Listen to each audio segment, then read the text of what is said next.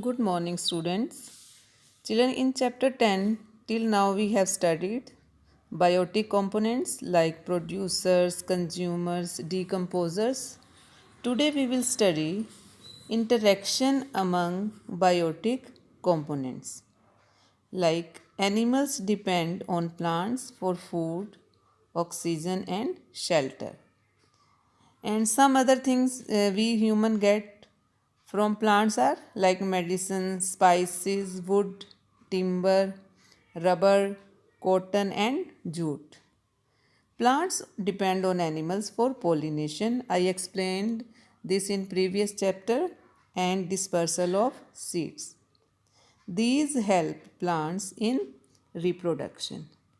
And animal excreta and their dead bodies add nutrients to the soil, and they act as manure and provide minerals for plant growth.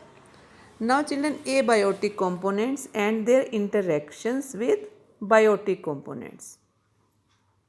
All biotic components like human being, plants and animals in a habitat share the abiotic components such as air, water, soil, temperature and sunlight. There is constant interaction between the two. For example, plants need light and water to prepare food. They also need soil to grow. And the animals also cannot live without food, water and air. Both plants and animals need a certain temperature range to survive. It means biotic components, they depend on abiotic components. Now children, next topic is habitat. Children, now you can understand why living things cannot live in isolation. All living organisms are dependent on each other, not only for food but also for other basic necessities. There may be several living things, plants, animals and microorganisms in a place like a forest. The forest is their living area or habitat. The word habitat means the living place of an organism. It is the natural living place of the organisms. The habitat provides an organism with food, shelter and climatic condition best suited for it to survive, breed and flourish. Thus, a place where the conditions for the existence of a living organism are present and where it can survive, breed and flourish is called the habitat of the organism.